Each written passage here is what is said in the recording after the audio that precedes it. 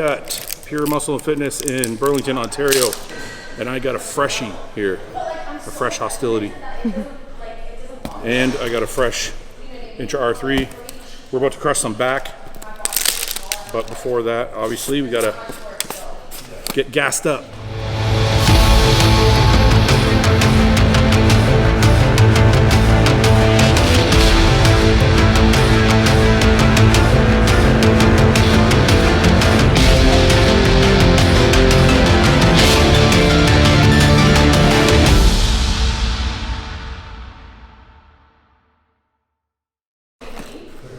So Paul always comes unprepared. I forgot my stuff out. Paul forgot that he was coming to work out, even though it's a workout trip. I was coming to work out. I forgot my shaker cups at home.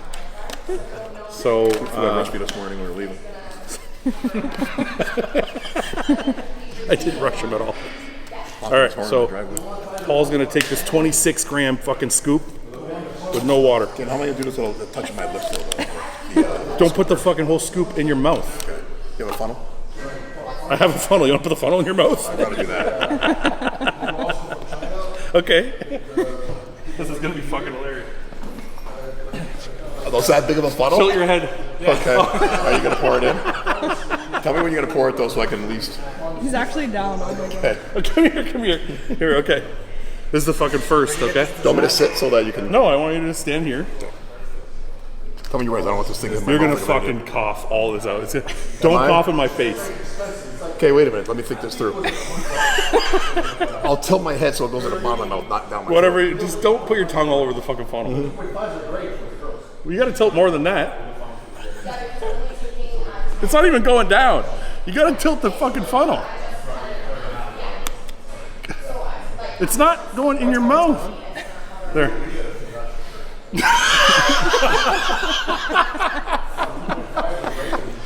Hurry, quick. You can die, you know? Yeah, you could. You Yeah. could have easily died. I didn't know. You could have easily died there. What flavor is that? That's watermelon. I like that. I know. It's good, right? Mm-hmm. Is that my water? No, I got my. Oh, wait a minute. Yeah, it is. Fucking. At least I got my lips on the. You get your lips on the fucking funnel. You got your lips on my water. What is that? Orange intra workout powder. Okay, so today we just drove 3 hours from Windsor, Ontario to Burlington. I'm a little tired. This is probably gonna wake me up. Me, Paul, and Terry are gonna fuck with a leg workout or a back workout. We're gonna get into some machine stuff today because at Pure they have all the cool shit, all the machines that other gyms don't usually have. So we're gonna make use of those today, but I always like to do some hardcore shit. So we might get into some T-bars, some barbell rows. We'll see how the workout goes. But I feel like for you guys out there watching, the best workouts aren't machines or free weight. The best workout's usually a combination of both. It's not heavy or light. It's usually a combination of both. The best training style is usually a combination of styles. It's not one thing or another. So you guys take that for what it's worth. Check out the workout, see what we do, see if you can take some tips home with you.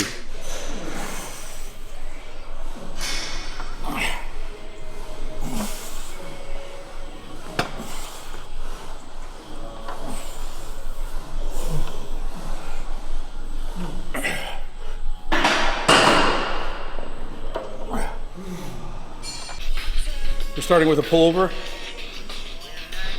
Normally people start with a workout, they start with a pull down or something like that. Usually the reason I do that is to open up my shoulders, kind of loosen up my back, get everything kind of stretched out, and start the workout kind of getting everything warm for the heavier sets. I generally don't train at gyms that have this pullover machine. This pullover machine will do the same thing. It's gonna help open up all my shoulder area, shoulder girdle, and gonna help stretch out my lats. It's also gonna target the lat from the front, which is something I'm trying to do. Any of you who compete out there, if you want, or if you don't compete, you just want to have an appearance of a smaller waist. If you can build your lat from the front, it frames your body. Okay, it'll build it out from the front so that when you're standing straight, it kind of looks like you have more of a space here. And it'll frame your body so your waist looks smaller. So this is one of the machines that will help you do that. Now, When you're using this machine, the main thing you want to do is, and this goes for almost all the back exercises we're going to talk about, you want to pull from the elbow. So when you're pulling, you don't think about pulling with your hand. Think about actually pulling back with your elbow. That will activate your lat better. So if you have problems feeling your lats, one of the main reasons is you're not pulling with your elbows, you're pulling with your hands. When you pull with your hands, you get more forearm, more bicep, less back activation. It's obviously important to get this stretch in the back, but what's more important is when you dig those elbows, you want to dig them as far back as you can. So you want to pull this in. Pull, dig, there you go. Dig. The reason for that is if you're stopping here, you're not getting full contraction in the lat, right? When you dig that elbow, just like if you're standing there trying to flex your back, if you do this, you don't get as deep a contraction in your back as if I do this, right? So when you're pulling with the bar, you want to remember, I got to dig that elbow as far back as I can. So you're pulling down and in, and that will get the full contraction in your back. Yep. Come on.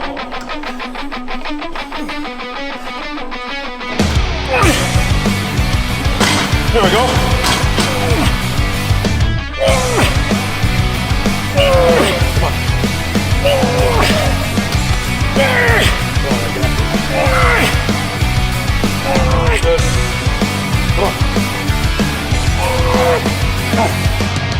Burning tires in a stolen car. Fucked up so bad outside the bar. Heading out as far away I can. Heart is pounding, got so damn out of hand. Doing 90 through the city night. Nothing's ever gonna be alright. It's a good machine. It's a little tough, a little awkward, especially when you go heavy. You gotta strap in that seatbelt so it doesn't lift you up. But my lats got a good pump. Shoulders feel free. We get into some different heavier stuff now.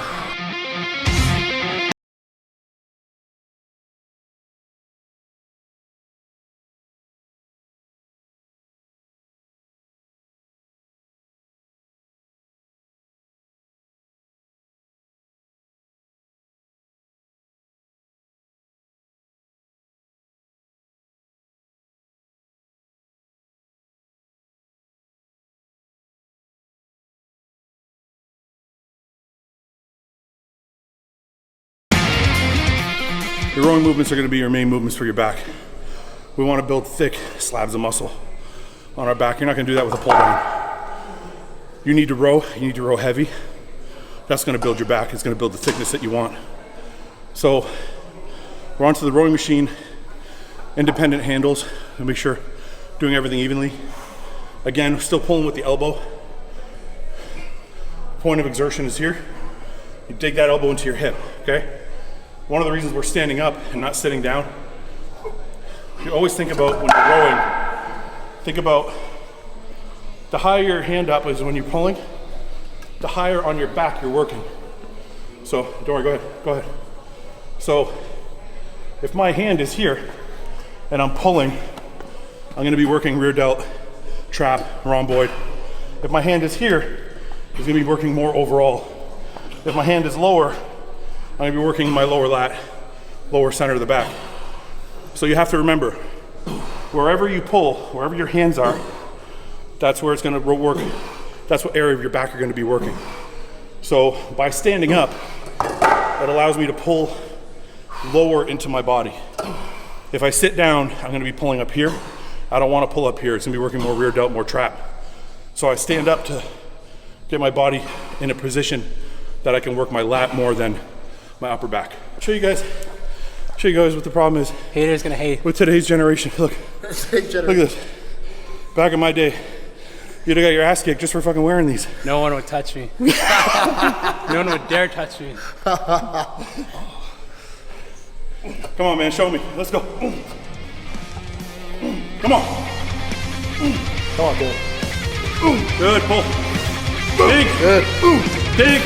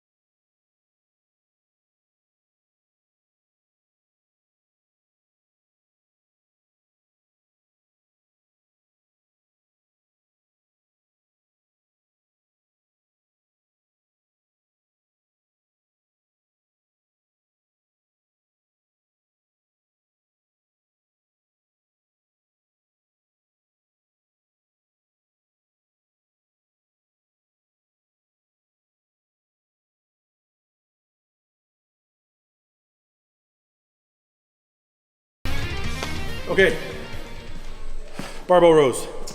Probably the bread and butter back movement for the most size. This, T-bar rows are probably the two most utilized movements, along with maybe deadlifts, but deadlifts is more like an overall body movement. So I consider barbell rows and T-bar rows your bread and butter for size. A couple points you always want to remember, okay? The same thing we discussed before. When you're pulling with your elbows, your hands are just hooks. Imagine your hands are just hooks, and you're pulling from right here, digging those elbows back. Get a full stretch. It doesn't have to be a full stretch where your shoulders are like dislocated, but you want to bring it all the way out. Another key point, make sure you're bent over enough. If you're not bent over enough, you're going to get a lot of traps, a lot of rhomboids. You're not going to activate your lats enough. So like if you're doing this, if you're here and you're pulling like this, you're going to get some lat, but you're going to get more trap, more rhomboid than anything. So you want to be 60 degrees to 90 degrees bent over. It's going to be a preference thing. If you look at like Kai Green, he's like 90 degrees bent over. If you look at Dorian Yates, he's like going to be 60 degree bent over. So everybody has a preference where they're going to feel the exercise the most, but you got to be bent over. And most important for me, make sure you can handle the weight. Don't bring your body to the weight. I see this more than anything. So people will start to do this. They'll start to lift, and when it gets too hard for them to bring their elbows back, they bring their body to the bar. So they'll do this. You see a lot of this jerking motion where they're trying to bring their body to the bar. So in their mind, they can say, oh, I touched the bar to my body, that's good enough. That's a bullshit rep, okay? Real reps are bringing your arms and your elbows back so the bar meets your body. You're not bringing your body to the bar. Okay, so that's a key point you have to remember, because that along with this, how far people are bent over, the two things I see done wrong the most. And that actually goes for T-bar rows and barbell rows, okay? So if you can't bring the bar to your body and you can't bend over 60 degrees at least, the weight's too heavy. So I could probably do a 4-plate T-bar row, but my form's gonna be shit. I'm gonna be standing up and I'm gonna be trying to meet the bar with my body, and I'm not gonna be doing anything. So the heaviest I'll go is 3 plates, because that's where I know I can do it and get my lats to actually activate properly. So lose the ego, focus on the feel. You have to feel your lats working, focus on getting the form right, and then your back will actually start to grow. Come on!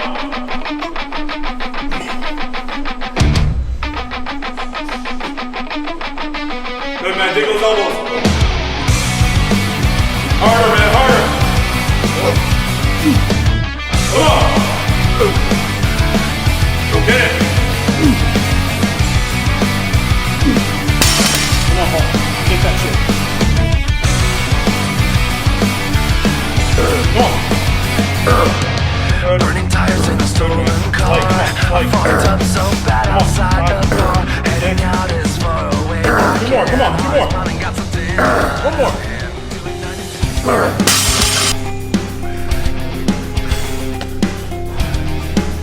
Get strong.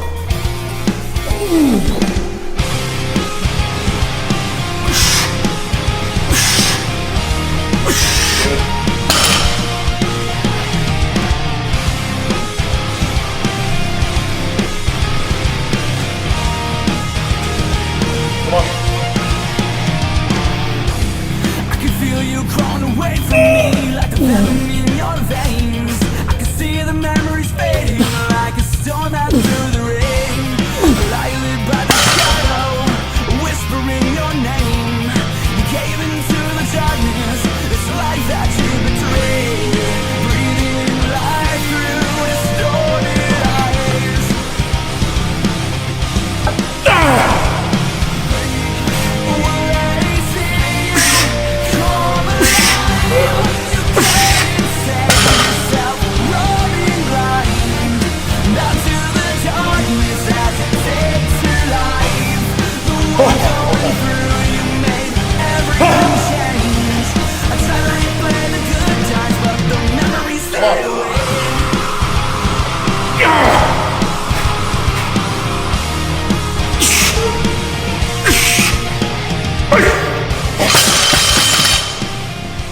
So what we're doing is cluster set, okay? If you guys haven't heard of a cluster set before, it's usually a grouping of 4, and we're gonna take 10 to 20 second rest in between sets. So the thought process behind it is, for my set, like if I did 3 plates and a 10, I probably could only do that 6 times or 8 times.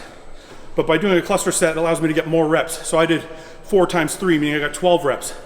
So instead of doing the last set for 8 reps and then failing, or 6 reps and failing, I added more reps to it. So I ended up getting 3 and a 10 for 12 reps total. So the way you do it is usually pick a weight heavier than your last set. So instead of 3 plates, I did 3 and a 10 pounder. And then break it down into smaller groupings. So for 3 and a 10, like I said, I can normally do 6 reps or 8 reps. So instead of trying to get 4 times 6, which I wouldn't be able to do, I counted to 3. So 3 reps, 10 to 20 second rest, 3 reps, 10 to 20 second rest, and do that 4 times, equaling 12 reps total. The cluster sets are just another technique to help you add to the intensity of your workout. So that's what we're doing here. As you notice, we didn't do any pull downs today. And I'm probably not gonna do any pull downs, but what I do wanna do is, most people do pull downs for width. I'm gonna use this cable row for width. And what we're gonna do is we put a wide grip handle on it so I can use a wide grip, and that's gonna help me build my outer lat, my teres, and build more of that width. And what I'm gonna do is superset it with a standing pull down, also to get a little bit more width in my lat. And that's how I'm gonna do it today. It doesn't mean I do it every time. It doesn't mean I skip pull downs every time. Every week I try and do something a little different. You see, like the barbell row or the T-bar row is like a staple in every single workout. There's certain movements that I'm gonna do every single time, but I may move around the order, or sometimes I may leave out one exercise or another. This week we're gonna leave out pull downs. We're gonna trade them for wide grip cable rows.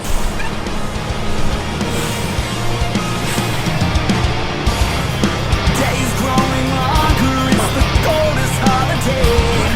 Delighted in the letter, never said it to my face. Stay for a final goodbye.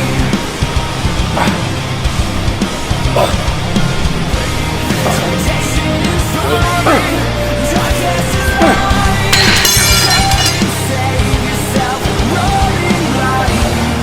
Not to the darkness as it takes your life. The world's going through, you make everything change. I try to replay the good times, but the memories fade away.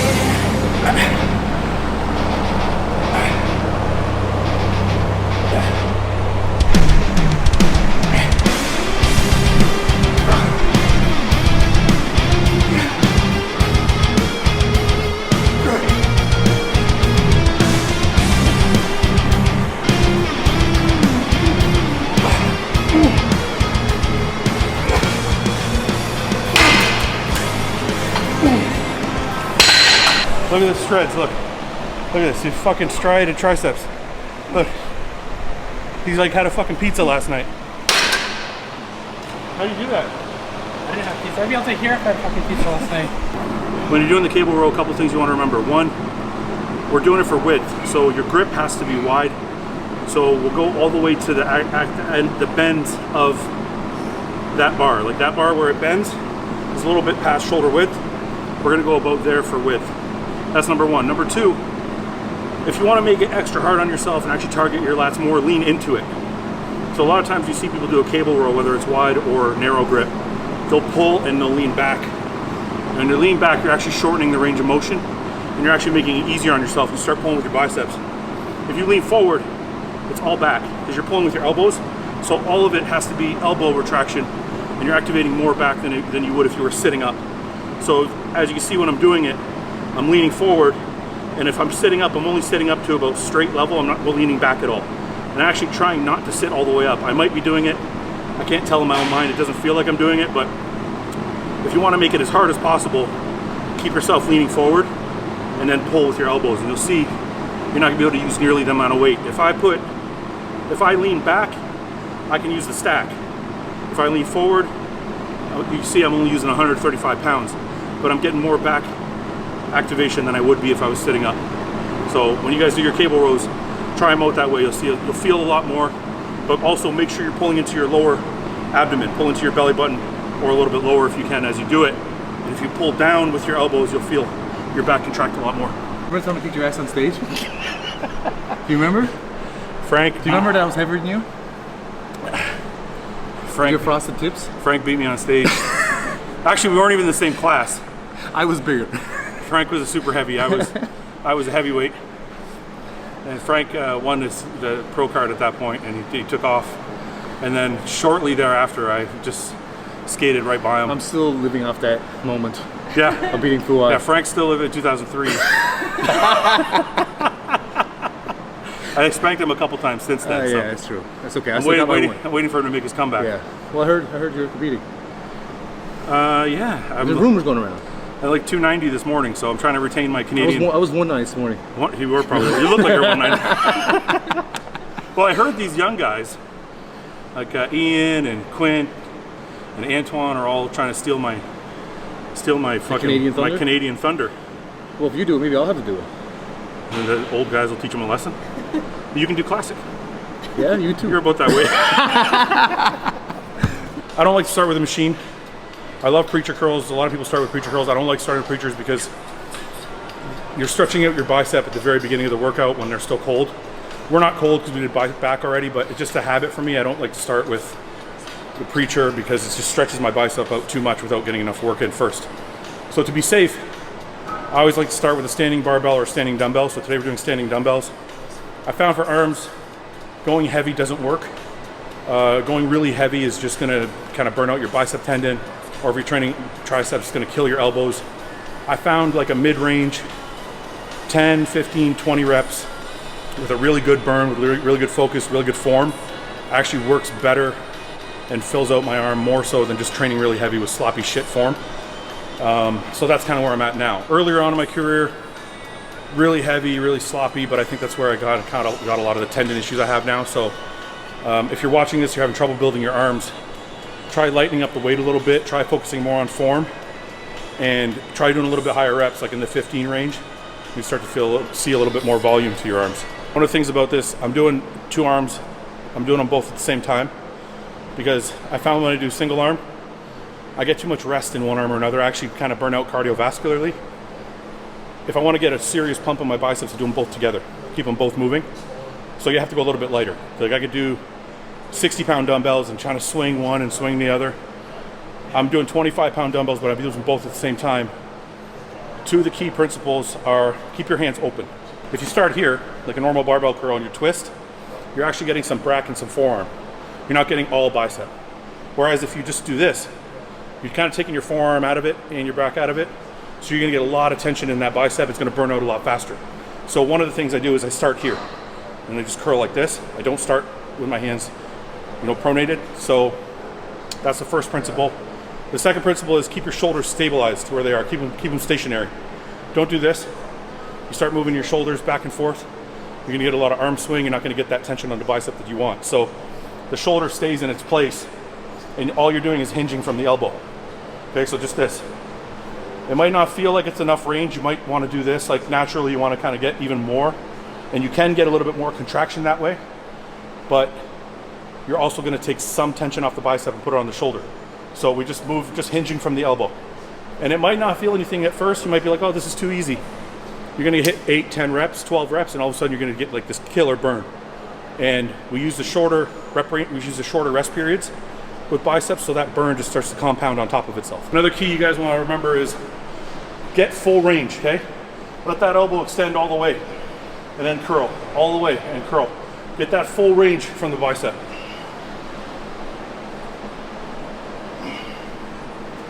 How many reps you do? Oh, 20. 20? 20. Go, man, come on. What heavier than Got you this are. shit. Come on, man. You didn't even look like it was hard yet. Come on. All the way out. Good.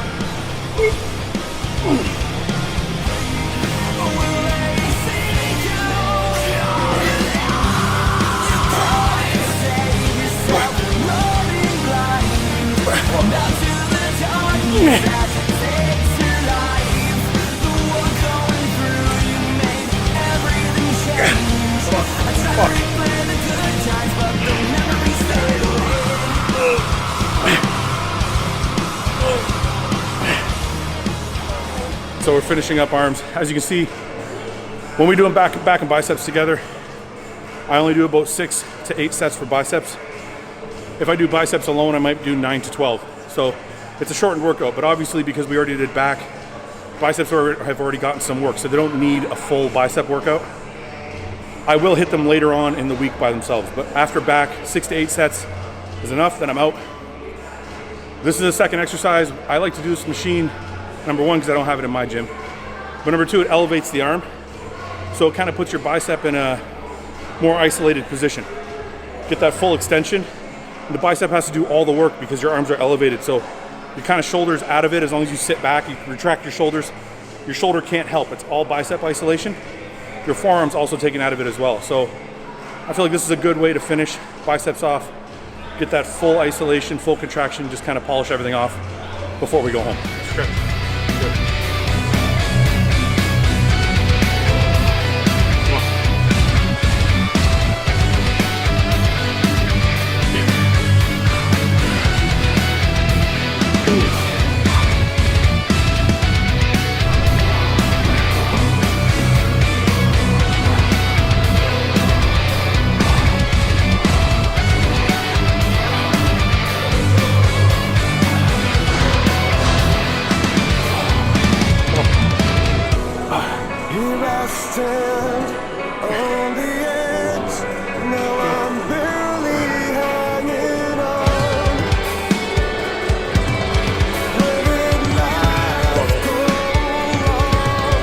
Spot from the handle.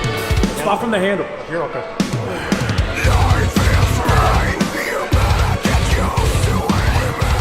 Come on.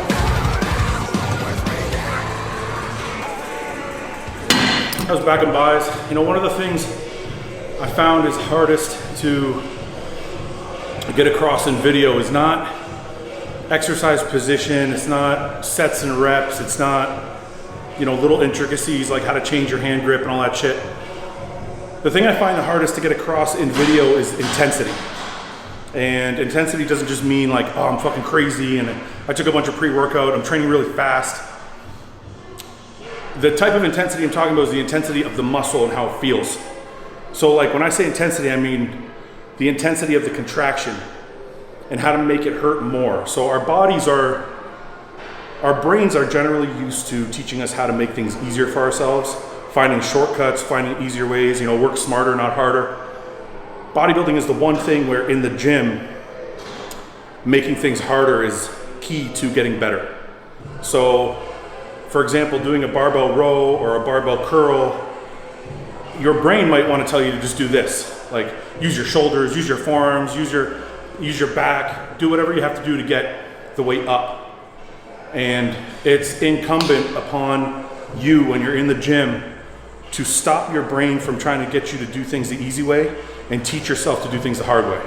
That means going slower on the negative. That means keeping your body in the proper position. That means pulling from the point of intent that matters, where when we're talking about back, it means pulling from your elbow. All these things come into factor when you're talking about building muscle, right? So it's not enough for you to just come in here and take a whole bunch of fucking pre-workout and go crazy, run around the gym and fucking sweat your ass off and feel like you got a good workout. That's not enough. It might feel like you did something. You may go home and type on your fucking computer or your phone that you killed it. The truth is, the muscle will tell you if you killed it. And you know if you forced yourself to do things the hard way and to make things harder on yourself and to actually build the muscle you need to build, okay? So when I talk about intensity, I'm talking about how intense are you in the gym in terms of making your body do things it doesn't want to do and making exercises and sets and reps harder on yourself to build that muscle you need. And that's kind of what we're doing today. And it's one of the things that it's hard for me to get across on camera, but I'm trying to explain to you guys that using a slower negative, using proper body position, using proper form, doing stuff like cluster sets, this type of shit is the type of shit that's gonna take you past those plateaus that you've hit. So when you're in the gym, focus on making things hard on yourself. That's kind of key to what I'm trying to say today. I hope you guys got some good tips out of our workout. I hope some good explanations came your way. You kind of figured out what to do with yourself in the gym. Until next time, guys, like, share, subscribe to the channel, and check out hostile.com for all our newest supplements and newest clothing. This hoodie happens to be my favorite thing on the website. So check it out, guys, and we'll see you next time. Hey, guys, thanks for watching. Please subscribe, share with your friends, and like the video. And if you get a chance, check out the description for all the different links to all the different places you can find Hostile and myself, And lastly, check out hostile.com for our new line of supplements and all of our apparel and gear. Thanks again for watching.